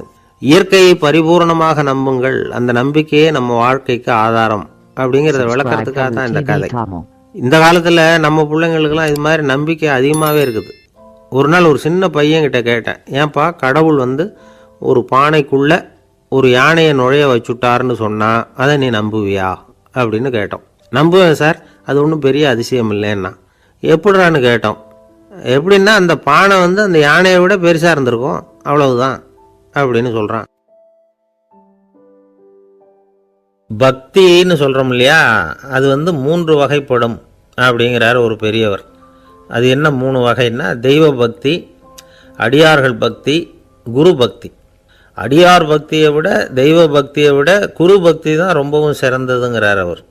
தெய்வத்துக்கிட்ட செஞ்ச பாவம் குருநாதர்கிட்ட தீர்ந்துருமா, குருநாதர்கிட்ட செஞ்ச பாவம் தெய்வத்துக்கிட்ட போனாலும் தீராதான். இப்படி பெரியவங்களாம் சொல்லி வச்சுருக்கிறாங்க. ஒரு காடு, அங்கே அயோத தௌமியர் அப்படின்னு ஒரு தபோதனர், அவர் பல மாணவர்களை ஒன்றா சேர்த்து ஒரு குருகுலம் நடத்திக்கிட்டு இருக்கிறார். பல தரப்பட்டவங்க பல திறப்பட்டவங்க மாணவர்கள் அதில் சேர்ந்து படிச்சுக்கிட்டு இருக்கிறாங்க. பாஞ்சால ராஜகுமாரன் ஒருத்தனும் அந்த குருகுலத்தில் சேர்ந்து படிச்சுக்கிட்டு இருக்கிறான். அவன் பேர் ஆருணி. பெரிய இடத்து புள்ள, இருந்தாலும் படுப்பில் ரொம்ப கெட்டிக்காரனாக இருந்தான். அவன் தான் அங்கே முதல் மாணவன். ஒரு நாள் குருநாதர் அந்த அரசகுமாரனை கூப்பிட்டார். நம்ம குருகுலத்துக்கு சொந்தமான வயலில் தண்ணீர் பெருகி வெள்ளம் பயிரை அழிக்குதான். அதனால் நீ போய் மடையை அடைச்சிட்டு வந்துரு அப்படின்னார். அந்த அரசகுமாரன் உடனே புறப்பட்டான். குருநாதர் சொல்லிட்டார்ல, உடனே புறப்பட்டான். நான் பெரிய இடத்து பிள்ளையாச்சே, ராஜகுமாரனாச்சே, ரொம்ப செல்வாக்கூட வளர்ந்தவனாச்சே, நான் போய் வயலில் இறங்கி வேலை செய்கிறதா அப்படின்னுலாம் அவன் நினைக்கல. குருநாதர் கட்டளையை நிறைவேற்ற வேண்டியது நம்ம கடமை அப்படின்னு நினச்சான். உடனே ஒரு மண்வெட்டியை தூக்கி தோளில் வச்சுக்கிட்டு புறப்பட்டு போயிட்டான். வயலுக்கு போனான். பார்த்தான், தண்ணி கரையை உடச்சிக்கிட்டு வயலுக்குள்ளே ஏகமாக பாஞ்சிக்கிட்டு இருக்குது. இவன் மண்வெட்டியால் களிமண்ணை புல்லோடு சேர்த்து புல் பத்த மாதிரி வெட்டி வெட்டி போட்டான். இருந்தாலும் மடையை அடைக்க முடியல. தண்ணி அதை மீறி வந்துக்கிட்டே இருக்குது. தண்ணி வேகமாக வயலுக்குள்ளே போய்கிட்டே இருக்குது. போடுற பத்தையெல்லாம் கரைஞ்சி கரைஞ்சி போயிட்டுருக்கு. இருந்தாலும் இவன் தன்னுடைய முயற்சியை கைவிடலை. வெட்டி வெட்டி போட்டுக்கிட்டே இருக்கிறான். காலையில் அங்கே போனவன் சாயந்தரம் வரைக்கும் இப்படி செஞ்சுக்கிட்டு இருக்கிறான். உடம்பும் மனசும் ரொம்பவும் சோர்ந்து போச்சு. இருந்தாலும் குருநாதர் இட்ட கட்டளையை நிறைவேற்றாமல் இருக்கிறோமேங்கிற ஒரு குறை அவனுக்கு இருக்குது. குரு கட்டளையை நிறைவேற்றாத நான் இன்னமும் இருக்கணுமா அப்படின்னு யோசனை பண்ண ஆரம்பிச்சிட்டான். என்ன செய்யலாம்னு பார்த்தான். நம்ம குருநாதர் இட்ட பணிக்காக இந்த உடம்பையே தியாகம் பண்ணலாம் அப்படின்னு முடிவு பண்ணான். தண்ணி பாயுதில் அதுக்கு குறுக்க விழுந்து அப்படியே மடையை அடைச்சிக்கிட்டு அப்படியே படுத்துட்டான். இது மற்றவங்களுக்கு தெரியாது. அன்னைக்கு ராத்திரி ஒரு விளக்கு முன்னாடி உட்காந்து குருநாதர் பிள்ளைங்களுக்கு பாடம் சொல்லி கொடுத்துக்கிட்டு இருக்கிறார். முதல் வரிசையில் இருக்கக்கூடிய ராஜகுமாரனை காணலை. நம்ம ஆருணி எங்கே போனா அப்படின்னு சொல்லி மற்ற மாணவர்களை விசாரித்தார். இப்போ அவங்க சொன்னாங்க, சுவாமி அவன் காலையில் வயலுக்கு மடையை அடைக்கிறதுக்காக போனான், நீங்கள் தான் போக சொன்னீங்க, இன்னும் திரும்பி வரல அப்படின்னு ஒரு பையன். குருநாதர் உடனே ஒரு தீவெட்டி எடுத்துக்கிட்டு மாணவர்களை அழைச்சிக்கிட்டு வயலுக்கு போனார். அங்கே போய் பார்த்தா ஆளை காணும். ஆருணி ஆருணின்னு சொல்லி சத்தம் போட்டு கூப்பிட்டு பார்க்குறார். நான் இங்கே இருக்கேன் குருநாதா அப்படின்னு காலுக்கு அடியிலேருந்து ஒரு சத்தம் வருது. குனிஞ்சு பார்த்தா அவன் மடையில் படுத்துருக்கிறான். என்னப்பா இதுன்னார். காலையிலேருந்து இந்த மடையை அடைச்சி பார்த்தேன் சுவாமி, முடியல, அதனால் இப்படி குறுக்க படுத்துட்டேன். என்னை தாண்டறதுக்கு பயந்து போய் தண்ணியே தேங்கி நின்றுட்டுது அப்படின்னா. அவனுடைய குரு பக்தியையும் அவனை தாண்டறதுக்கு அஞ்சு நிற்கிற தண்ணி தேக்கத்தையும் பார்த்துட்டு எல்லாரும் ரொம்ப ஆச்சரியப்பட்டு போயிட்டாங்களாம். ஆருணி எழுந்திரிச்சு வா அப்படின்னு கூப்பிட்டாரான் குருநாதர். அவன் தண்ணீரை பொழந்துக்கிட்டு எழுந்திரிச்சு வந்தானான். அதனால் அவனுக்கு உத்தாலகன் அப்படின்னு ஒரு பேர். உத்தாலகன்னா தண்ணீரை பிளந்தவன் அர்த்தம். அந்த உத்தாலகன் மாதிரி இந்த காலத்து மாணவர்களுக்கும் குரு பக்தி வேணும் அப்படின்னு சொன்னோம் ஒரு பள்ளிக்கூடத்தில். உடனே நிறைய மாணவர்கள் எழுந்திரிச்சு நின்னாங்க. சார், நீங்கள் எங்களை இன்னமும் சரியாக புரிஞ்சுக்கலன்னு நினைக்கிறோம். அன்னைக்காவது ஒருத்தன் அப்படி இருந்தான், இன்னைக்கு ஏகப்பட்ட உத்தாலகர்கள் இருக்கிறோம். எங்கள் வாத்தியார் கட்டளை இட்டா இப்போவே அது மாதிரி வயலுக்கு போய் மடையில் குறுக்கப்படுத்துக்கிறதுக்கு இந்த வகுப்பில் உள்ள அத்தனை பேரும் தயாராக இருக்கிறோம் அப்படின்னாங்க. அப்படியா அப்படின்னு சொல்லி கேட்டோம் ரொம்ப சந்தோஷமாக. ஒருத்தன் ரொம்ப அடக்கமாக எழுந்திரிச்சான். அப்புறம் சொன்னான், ஆமாம் சார், வகுப்பில் இவர் நடத்துகிற பாடத்தை கேட்டுக்கிட்டு இருக்கிறத விட பேசாமல் போய் மடையில் படுத்துடுறது ஒன்றும் கஷ்டமான காரியமாக இருக்காது, அதனால தான் எல்லாரும் அங்கே போகிறேன்னு சொல்கிறோம் அப்படிங்கிறான். ஒரு ஊரில் ஒரு ஞானி இருக்கிறார். ரொம்ப பெரிய ஞானி, ரொம்ப வயசாகிட்டுது.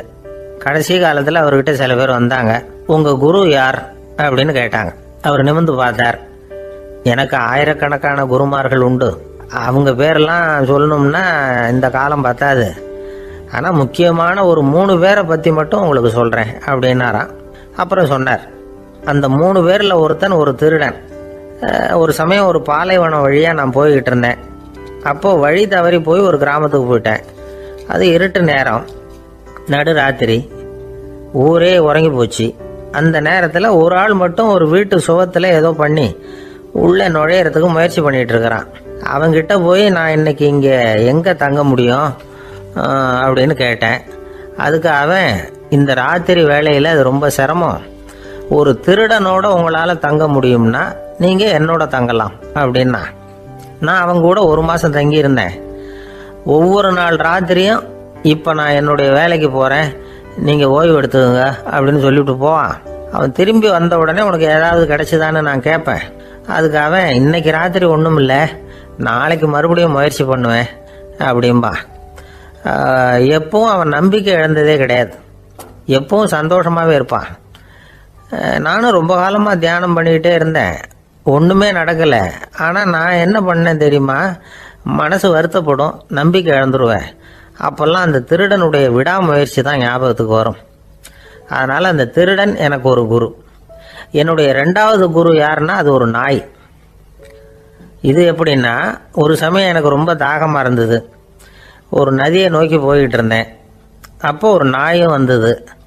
அதுக்கும் தாகம். ஓடி வந்து ஆற்றை பார்த்தது. அதோட நிழல் வந்து ஆற்றுல தெரிஞ்சுது. அதை பார்த்ததும் பயந்துட்டுது. அது அதாவது அது தன்னுடைய சொந்த உருவத்தையே கண்டு பயந்தது. அதை பார்த்து குறைக்குது, திரும்பி ஓடிச்சு. ஆனால் அதுக்கு தாகம் அதிகமாக இருந்ததுனால அது மறுபடியும் திரும்பி வந்தது. பார்த்தா மறுபடியும் தண்ணியில் நாயோட உருவம் தெரியுது. இப்படி சில தடவை பண்ணிச்சு. இருந்தாலும் கடைசியில் தண்ணியில் குதிச்சுட்டுது துணிஞ்சி. இப்படி குதித்த உடனே அதோட உருவமும் மறைஞ்சுட்டுது. இதை பார்த்தேன். நான் என்ன புரிஞ்சுக்கிட்டேன்னா, எவ்வளவுதான் பயம் இருந்தால் கூட ஒருத்தன் தைரியமாக காரியத்தில் இறங்கணும் அப்படிங்கிறத புரிஞ்சுக்கிட்டேன். இந்த போதனை அந்த நாய்கிட்ட இருந்து எனக்கு கிடைச்சிது. இது ஒன்று. அடுத்தது என்னுடைய 3வது குரு யாருன்னா அது ஒரு சின்ன குழந்தை. நான் ஒரு சமயம் ஒரு நகரத்துக்கு போனேன். அங்கே ஒரு குழந்தை எரிகிற மெழுகுவத்தி ஒன்று எடுத்துக்கிட்டு வந்தது. நான் அந்த குழந்தைய பார்த்து வேடிக்கையாக கேட்டேன், ஏன் பாப்பா இந்த மெழுகுவத்தியை நீயாவே கொளுத்துனியா அப்படின்னு கேட்டேன். ஆமான்னுது அந்த குழந்தை. சரி, இந்த மெழுகுவத்தி முன்னாடி எரியாமல் இருந்தது, இப்போ எரியுது. இந்த மெழுகுவத்திக்கு வெளிச்சம் எங்கேருந்து வந்தது, அதை எனக்கு காட்ட முடியுமா அப்படின்னு கேட்டேன் அந்த குழந்தைகிட்ட. இதுக்கு அந்த குழந்தை சிரிச்சுக்கிட்டு அந்த மெழுகுவத்தியை ஊதி அணைச்சுட்டுது. அதுக்கப்புறம் என்னை பார்த்து கேட்டுது, இப்போ இந்த மெழுகுவத்தியின் வெளிச்சம் போனதை பார்த்தீங்க இல்லையா, அது எங்கே போச்சுன்னு எனக்கு சொல்லுங்க அப்படின்னுது. அந்த குழந்தை இப்படி கேட்டதும் என்கிட்ட இருந்த ஆணவம் அழிஞ்சுட்டுது.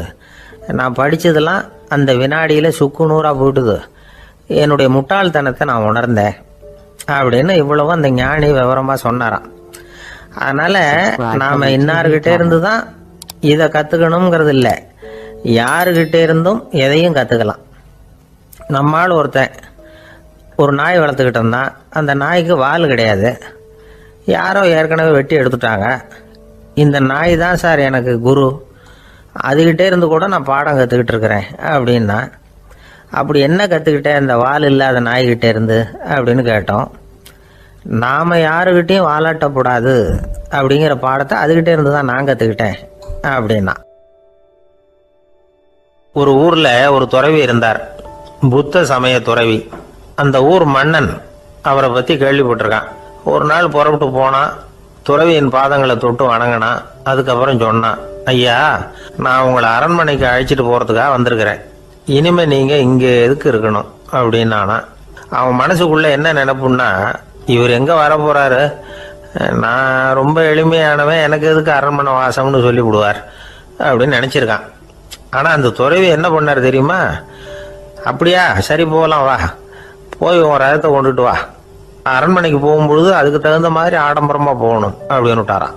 துறவி இப்படி சொன்னதும் அந்த மன்னனுக்கு மனசுக்குள்ள சந்தேகம் வந்துட்டுது.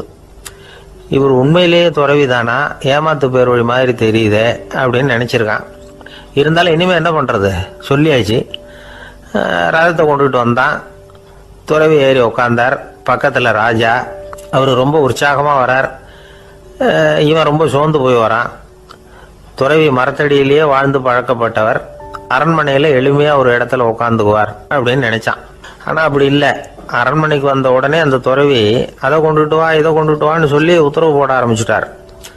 அரண்மனையில் இருந்தால் அரசனை மாதிரி இருக்கணும் அப்படிங்கிறார்.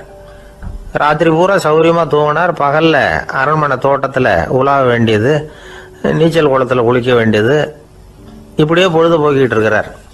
அந்த அரண்மனையில் துறவி மகிழ்ச்சியாக இருக்கிறார். மன்னனால் அப்படி இருக்க முடியல. அவருக்கு எந்த கவலையும் இல்லை, இவனுக்கு அரசாங்க கவலைகள். துறவி அப்படி இருக்கிறத இவனால் தாங்கிக்க முடியல. ஒரு நாள் அவர்கிட்டே போய், நான் உங்ககிட்ட கொஞ்சம் பேசணும்னு நானா. துறவி பார்த்தார். நான் இந்த அரண்மனைக்கு வரும்பொழுதே நீ என்னமோ என்கிட்ட கேட்கணும்னு நினைச்ச, ஏன் காலதாமதம், நீ அனாவசியமாக உன்னையே தொந்தரவு பண்ணிட்டு இருக்கிற, நீ கவலையாக இருக்கேங்கிறது எனக்கு புரியுது. நான் மரத்தடியில் இருந்தப்போ கூட என்னை அடிக்கடி சந்திச்சுக்கிட்டு இருப்பேன், ஏதாவது விளக்கம் கேட்கறது உண்டு. இங்கே வந்த பிறகு என்னை சந்திக்கிறது கூட அபூர்வமாக போயிட்டுது. நீ இப்போ என்ன கேட்க போறேங்கிறது எனக்கு தெரியும், இருந்தாலும் கேள் அப்படின்னாராம். வேற ஒன்றும் இல்லைங்க. இப்போ உங்களுக்கும் எனக்கு என்ன வித்தியாசம்? 2 பேரும் அரண்மனையில் தான் இருக்கிறோம். நீங்கள் மகிழ்ச்சியாக இருக்கிறீங்க, நான் அப்படி இருக்க முடியல. இவ்வளவுக்கும் நீங்கள் முன்னாடி இருந்தது மாதிரி இல்லை. தினமும் தங்க தேர் கேட்குறீங்க, உயர்தரமான ஆடைகள் அணிகிறீங்க, சுவையான சாப்பாடு. இப்படி இருக்கிறப்போ உங்களுக்கும் எனக்கு என்ன வித்தியாசம்? இதுதான் மன்னனுடைய கேள்வி. இதுக்கு பதில் சொல்கிறேன், என் கூட புறப்பட்டு வா, இந்த நகரத்துக்கு வெளியில் போவோம் அப்படின்னு சொல்லி அரசனை கூப்பிட்டுக்கிட்டு ஊர் எல்லைக்கு வந்து சேர்ந்தார் துறவி. அங்கே போய் சொன்னார், இதை பாருப்பா, இந்த இடத்த தான் தேடிட்டு இருந்தேன். இனிமே நான் வந்து திரும்பி வர போறதில்ல. நீ என்னோட வர்றியா திரும்பி போறியா அப்படின்னார். நான் எப்படிங்க உங்க கூட வர முடியும்? என்னுடைய நாடு, என்னுடைய சொத்துக்கள், மனைவி, மக்கள் எல்லாத்தையும் விட்டுட்டு எப்படிங்க வர்றதுன்னா. இப்போ அந்த துறவி சொன்னார், இப்போ வித்தியாசத்தை தெரிஞ்சுக்கிட்டியா? நான் அரண்மனையில் இருந்தேன், எல்லா வித பொருள்களும் உடையவனா இருந்தேன், ஆனால் எதையும் சொந்தம் கொண்டாடுறவனா இருக்கல. ஆனால் நீ அப்படி இல்லை, எல்லாத்தையும் சொந்தம் கொண்டாடிக்கிட்டு இருக்கிற. இதுதான் நமக்குள்ள வித்தியாசம் அப்படின்னு சொன்னார். அரண்மனை ஆடைகளை அப்படியே களைஞ்சார், அரசங்கிட்ட கொடுத்தார். உன்னுடைய ஆடைகளை நீயே வச்சுக்கோன்னார். அவர் பாட்டுக்கு நடந்து போனார், திரும்பியே பார்க்கல. அரசனுக்கு அப்பதான் தன்னுடைய அறியாமை விளங்குச்சான். இதுல இருந்து நாம புரிஞ்சுக்க வேண்டியது என்னன்னா, இந்த உலகத்துல எத்தனையோ பொருள்கள், அதையெல்லாம் முறையா பயன்படுத்தினா மகிழ்ச்சி. அதை விட்டுட்டு அதுக்கெல்லாம் சொந்தம் கொண்டாட ஆரம்பிச்சா கவலை. நம்ம ஆட்கள் வந்து சொந்தம் கொண்டாடுற விதமே தனி. ஒரு ஆளு இன்னொருத்தங்கிட்ட ஒரு கொடை கடன் வாங்கியிருந்தான், திருப்பி கொடுக்கல. கொடையை கொடுத்தவன் கேட்டான், என்கிட்ட கடன் வாங்கினிய கொடை, அதை கொஞ்சம் திருப்பி தர்றியான்னா. அது உனக்கு இப்போ அவசரமா தேவைப்படுதா அப்படின்னு கேட்டான் இவன். எனக்கு தேவைப்படல, அந்த கொடையை நான் யாருக்கிட்ட வாங்கியிருந்தேனோ அவனுக்கு இப்போ அது அவசரமா தேவைப்படுது அப்படின்னானா அந்த ஆள். ஒரு கோவில்ல ஆன்மீக சொற்பொழிவு நடந்துகிட்டு இருக்குது. ஒரு பெரியவர் பேசிக்கிட்டு இருக்கார். கடவுளை பத்தியும் சொர்க்கத்தை பத்தியும் மனுஷனை பத்தியும் அவர் விவரமா பேசுறார். எல்லாரும் உட்காந்து கேட்கறாங்க. அந்த கூட்டத்துல ஒரு தத்துவ ஞானியும் உட்கார்ந்துருக்கிறார். அவருடைய நண்பர். பேசி முடிச்சதும் அந்த பெரியவர் மேடையை விட்டு இறங்கினார். நேரா அந்த தத்துவ ஞானிகிட்ட வந்தார். எப்படி இருந்தது என்னுடைய பேச்சு அப்படின்னு கேட்டார். நீங்க பேசினது ஒண்ணுக்கு ஒண்ணு முரண்பாடா தெரிஞ்சது அப்படின்னாராம் இவரு. நான் என்ன அப்படி தப்பா பேசிவிட்டேன் அப்படின்னாராம் அவரு. கடவுளை நம்புகிறவன் சொர்க்கத்துக்கு போவான்னு சொன்னீங்க, அப்புறம் நல்ல விதமா வாழறவன் சொர்க்கத்துக்கு போவான்னு சொன்னீங்க அப்படின்னாராம். இதுல என்ன முரண்பாடுன்னு கேட்டிருக்காரு அவர். இதுலதான் முரண்பாடு தெரியுது எனக்கு. அதாவது இங்க ஒருத்தன் எல்லா தப்பும் பண்ணிட்டு இருக்கிறான், அவன் வந்து கடவுளை நம்பினான்னா அவன் சொர்க்கத்துக்கு போவானா? இது என்னுடைய முதல் கேள்வி. இல்லைன்னா ஒருத்தன் வந்து எந்த தப்பும் பண்ணல, ரொம்ப ஒழுங்கா வாழ்ந்துகிட்டு இருக்கிறான், ஆனா அவன் கடவுளை நம்பல, அவன் என்ன நரகத்துக்கு தான் போவானா? கடவுள் நம்பிக்கை உள்ள ஒரு திருடன் என்ன ஆவான், எங்க போவான்? கடவுள் நம்பிக்கையே இல்லாத ஒரு நல்லவன் என்ன ஆவான், எங்க போவான்? ஒருத்தன் இங்க கடவுள் நம்பிக்கையோட வாழறது முக்கியமா அல்லது நல்லவனா வாழறது முக்கியமா? இதுதான் இவர் கேட்ட கேள்வி. இதை கேட்டதும் அந்த பெரியவர் வந்து குழம்பி போயிட்டார். அவர் சொன்னது நியாயம் தானே. கடவுளை நம்புறவன் தான் சொர்க்கத்துக்கு போவான்னா பேசாம கடவுளை நம்பிக்கிட்டு இந்த உலகத்துல எல்லா தப்பும் பண்ணிக்கிட்டு இருக்கலாமே. பேச்சாளர் குழப்பத்தோட வீட்டுக்கு போனார், படுத்து தூங்கினாரு. ஒரு கனவு வந்தது. கனவுல அவர் ஒரு ரயில்ல வேகமா போயிட்டு இருக்கிறார். எதிரில் உட்காந்துருக்கிறவரை பார்த்து நாம இப்ப எங்க போறோம்னு கேட்டார். சொர்க்கத்துக்கு போயிட்டு இருக்கிறோம் அப்படின்னாங்களாம். ரயில் போய் நின்னுது. இவர் இறங்கினார். இங்க கௌதம புத்தர் இருப்பார், சாக்ரட்டிஸ் இருப்பார், அவங்கள பார்க்கறதுக்கு ஒரு நல்ல வாய்ப்பு அப்படின்னு நினைச்சுக்கிட்டே அங்கேயும் இங்கேயும் பார்த்தார். அங்க யாருமே இல்லை, ஒரே பாலைவனம் மாதிரி இருக்குது. பச்சை இல்லை, பசுமை இல்லை, பூக்கள் இல்லை, மரம்லாம் மொட்டையா நிக்குது. எலும்பும் தோலுமா சில முனிவர்கள் அங்கேயும் இங்கேயுமா உட்காந்துருக்குறாங்க. இவர் அவங்க கிட்ட போய் இந்த புத்தர், சாக்ரட்டிஸ் இவங்கெல்லாம் எங்க இருக்கிறாங்கன்னு கேட்டாராம். அப்படி யாரும் இங்க இல்லையே, அவங்கெல்லாம் யாரு அப்படின்னு திருப்பி கேட்டிருக்கிறாங்க. இவருக்கு அதிர்ச்சியா போச்சு. அப்படின்னா அவங்க எங்க போயிருப்பாங்க? உடனே ரயில் நிலையத்துக்கு ஓடி வந்தார். அப்பதான் நரகத்துக்கு ஒரு ரயில் புறப்பட்டுக்கிட்டு இருந்தது அங்கிருந்து. அதுல ஏறி உட்கார்ந்தார். ரயில் வேகமா போச்சு. நரகம் நெருங்க நெருங்க காற்று குளிர்ச்சியா வீச ஆரம்பிச்சுதான். வெளியில பசுமையா இருந்துதான். அழகான மலர்கள், அழகான நீர்நிலைகள், நந்தவனங்கள், ரொம்ப அருமையா இருக்குது. ரொம்ப அங்க இருந்தவங்க எல்லாம் ரொம்ப மகிழ்ச்சியா உல்லாசமா வேற இருந்திருக்கிறாங்க. எங்க பார்த்தாலும் ஆடல் பாடல் உற்சாகம். இவர் ரயிலை விட்டு இறங்கினார். அவருக்கு சந்தேகம், இதுவா நரகம் அப்படின்னு விசாரிச்சிருக்கார். ஆமா, இதுதான் நரகம் நாங்களாம். எனக்கு ஒரு சந்தேகம் இருக்காரு, என்னன்னு கேட்டிருக்காங்க. கௌதம புத்தரும் சாக்ரட்டிஸும் லாவோஸும் இவங்க மாதிரி இன்னும் பல பேரும் கடவுள் நம்பிக்கை இல்லாதவங்க அவங்கெல்லாம் இங்கே இருக்கிறாங்களா அப்படிங்கிறது தான் என்னுடைய சந்தேகம் அப்படின்னாராம். இப்போ அவங்க சொல்லியிருக்கிறாங்க, இப்போ நீங்கள் பார்க்குறீங்களே பசுமையும் பச்சை பயிர்களும் ஆடல் பாடல்களும் அழகிய மலர்களும், இது எல்லாமே கௌதம புத்தரும் சாக்ரட்டிஸும் அது மாதிரி மகான்களும் இங்கே வர ஆரம்பிச்ச பிறகுதான் உண்டாக ஆரம்பிச்சது. இந்த பிரதேசத்தை அவங்க வந்து அப்படியே மாத்திவிட்டாங்க. இப்போலாம் இங்க இருக்கிறவங்க யாரும் சொர்க்கத்துக்கு போறதுக்கே ஆசைப்படுறது இல்லை அப்படின்னாங்களாம். இந்த அதிர்ச்சியிலேயே அந்த பெரியவர் கனவு கலைஞ்சி முடிச்சுக்கிட்டார். இதுல இருக்கிற கருத்து என்னன்னா, நல்லவர்கள் எங்க இருக்கிறாங்களோ அந்த இடத்துக்கு பேர் தான் சொர்க்கம். சொர்க்கம் நரகம்ங்கிறதெல்லாம் ஆன்மீக பண்புகள், அவ்வளவுதான். ஒரு ஊர்ல 2 இணைபிரியாத நண்பர்கள். ஒருத்தன் கேட்டான், இப்ப கடவுள் நம்ம முன்னாடி வந்து உங்க 2 பேர்ல யாராவது ஒருத்தர் மட்டும் என்னோட சொர்க்கத்துக்கு வரலாம் அப்படின்னு கூப்பிட்டா நீ என்ன சொல்லுவேன்னு கேட்டானா. இவன் ரொம்ப பெருந்தன்மையா உன்னையே அழைச்சிட்டு போக சொல்லிடுவேன் அப்படின்ட்டு இருக்கான். அப்படின்னா உனக்கு சொர்க்கம் வேணாமான்னு கேட்டிருக்கான் அவன். நீ என்னை விட்டுட்டு போனாவே அப்புறம் இந்த பூலோகமே எனக்கு சொர்க்கம் தாண்டா அப்படின்னு நானா இவன். ஒரே ஒரு ஊர்ல ஒரு பாதிரியார் இருந்தார். ரொம்ப நாள் சந்தோஷமா வாழ்ந்தார். ஒரு நாள் அவர் மடத்து சமையல் அறையில பாத்திரங்களை கழுவி துலக்கி சுத்தப்படுத்திக்கிட்டு இருந்தார். அந்த சமயத்துல ஒரு தேவதூதன் அவர் முன்னாடி வந்து நின்னான். இவர் நிமிர்ந்து பார்த்தார். ஆண்டவர் என்னை வந்து உங்ககிட்ட அனுப்பியிருக்கிறார், பரலோகத்துல வாசம் செய்யறதுக்கு உங்களுக்கு நேரம் வந்துட்டுது அப்படின்னு அந்த ஆள். ஆண்டவருக்கு என்னோட ஞாபகம் வந்ததுக்கு நன்றி. ஆனாலும் இப்போ இங்க நீயே பாரு, எவ்வளவு பாண்டங்கள் பாக்கி இருக்கு, இவ்வளவையும் நான் வந்து சுத்தப்படுத்த வேண்டியிருக்கு. நான் வந்து நன்றி கெட்டவனா இருக்க விரும்பல. இந்த பணியை முடிக்கிற வரைக்கும் என்னுடைய பரலோக வாழ்வை தள்ளி வைக்க முடியுமா? நீ என்ன நினைக்கிற அப்படின்னு கேட்டார். தேவதூதன் தனக்கே உரிய விவேகத்தோட அன்போட பாதிரியாரை பார்த்தான். சரி, என்ன செய்யலாம்ங்கிறத அப்புறம் சொல்றேன் அப்படின்னு சொல்லிவிட்டு புறப்பட்டு போயிட்டான். ஒரு நாள் அந்த பாதிரியார் தோட்டத்தில் உள்ள களைகளை எல்லாம் ஒரு களை கொத்தியால கொத்தி களை எடுத்துக்கிட்டு இருக்கிறார். அந்த சமயத்துல இந்த தேவதூதன் மறுபடியும் அவர் முன்னாடி வந்து நிற்கிறான். பாதிரியார் பார்த்தார். இதை பாரு, இந்த தோட்டம் பூராவும் எவ்வளவு களை மண்டி கிடக்கு, பரலோகம் கொஞ்ச காலம் எனக்காக பொறுத்திருக்கலாம்னு நீ நினைக்கிறியா அப்படின்னு கேட்டார். தேவதூதன் சிரிச்சுக்கிட்டே மறுபடியும் மறைஞ்சிட்டான். மறுபடியும் அவர் களை எடுக்கிறது, தானிய களஞ்சியத்துக்கு வர்ணம் பூசுறது, இப்படிப்பட்ட வேலைகளில் ஈடுபட்டிருக்கார். இன்னொரு நாள் ஒரு மருத்துவமனையில் நோயாளிகளை கவனிச்சுக்கிட்டு ரொம்ப தீவிரமாக இருக்கிறார் அந்த பாதிரியார். ஒரு நோயாளியோட தாகத்துக்கு தண்ணீர் கொடுத்துட்டு நிமிர்ந்து பார்க்குறப்போ தேவதூதன் மறுபடியும் அவர் முன்னாடி வந்து நிற்கிறான். இந்த தடவை பாதிரியார் தன்னலமற்றவரா பேரன்பை காட்டக்கூடிய வகையில் தன்னுடைய 2 கைகளையும் உயர்த்தியபடி தேவதூதனின் கவனத்தை வந்து பிணியால் வாடக்கூடிய நோயாளிகளின் பக்கம் திருப்பினாராம். தேவதூதன் ஒன்றும் சொல்லலை, மறைஞ்சிட்டான். அன்னைக்கு சாயந்தரம் பாதிரியார் வந்து மடத்தில் உள்ள தன்னுடைய அறைக்கு போய் இளைப்பாறினார். யோசிச்சு பார்த்தார். தேவதூதனையும் தேவதூதனின் விருப்பத்தையும் பல நாள் தள்ளி போட்டு வந்ததையும் அவர் ரொம்ப நினைச்சு பார்த்தார். திடீர்னு தான் வந்து முதுமை அடைகிறதையும் சோர்வு அடைகிறதையும் உணர்ந்தார். ஆண்டவரை நினைச்சார். ஆண்டவரே, உம்முடைய தூதனை மறுபடியும் என்கிட்ட அனுப்புனா நான் சந்திக்கிறதுக்கு ஆவலா இருக்கேன் அப்படின்னு சொல்றப்பவே தேவதூதன் பக்கத்தில் வந்து நின்னான். பாதிரியார் நிமிர்ந்து பார்த்தார். நீ இப்பவே என்னை அழைச்சிக்கிட்டு போக விரும்பினா நான் பரலோகத்துக்கு வர்றதுக்கு தயாராக இருக்கேன்னார். தேவதூதன் அந்த பாதிரியாரை அன்போடவும் விவேகத்தோடவும் பார்த்து, நீங்கள் வந்து என் கூட பரலோகத்துக்கு வர்ற தயாராக இருக்கிறதா சொல்கிறீங்க, ஆனால் நீங்கள் இதுவரைக்கும் வேற எங்கே இருந்ததா நினைக்கிறீங்க அப்படின்னு. அப்படின்னா இதுவரைக்கும் இருந்த இடம் தான் பரலோகம் அப்படிங்கிறத உணர்த்தியிருக்கிறான். பரலோகம்னா என்னன்னு புரிஞ்சுக்கிறதுக்கு இந்த சம்பவம் நமக்கு உதவியாக இருக்குது.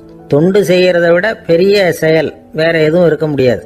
அது நம்ம மனசுக்கு கொடுக்குற சுகத்தை வேற எதுவும் கொடுக்க முடியாது.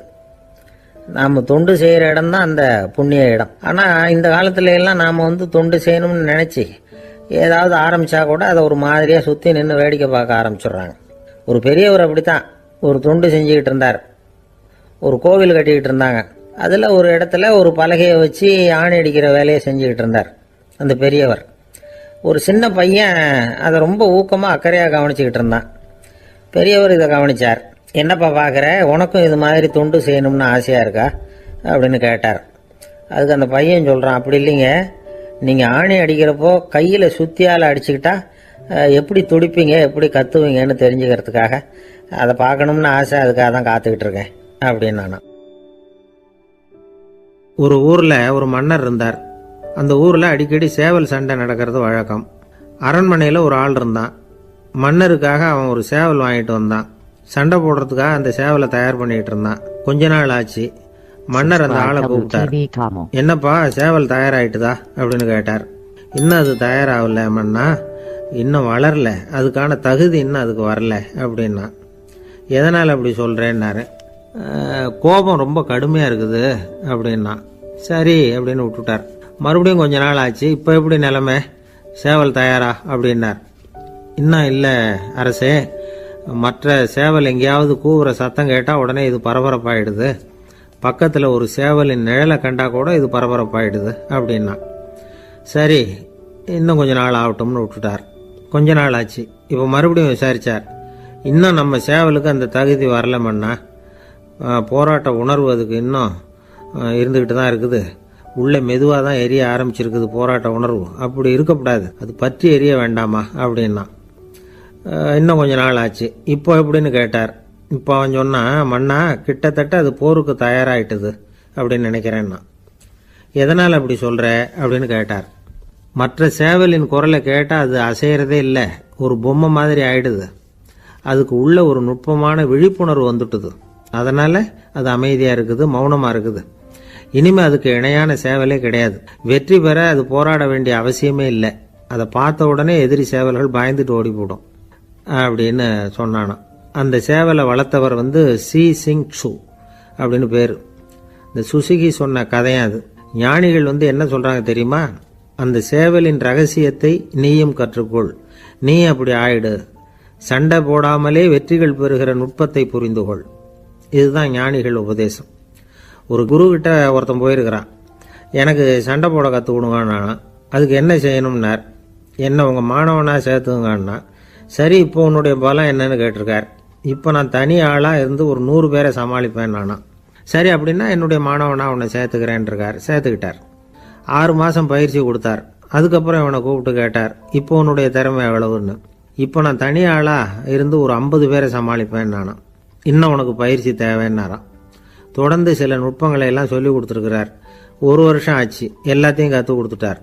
அப்புறம் கூப்பிட்டு கேட்டார், இப்போ உன்னுடைய திறமை எப்படிப்பா, எதிரிகள் எத்தனை பேரை உன்னால் சமாளிக்க முடியும்னாராம். அவன் சொன்னான், ஐயா எதிரிகளின் பலம் என்னங்கிறத புரிஞ்சிக்காம அதை நான் சொல்ல முடியாதுன்னு நானும். இனிமேல் உனக்கு பயிற்சி தேவையில்லை, போயிட்டு வான்னு அனுப்பி வச்சுட்டாரான். ஒரு உண்மையை நாம் புரிஞ்சுக்கணும்.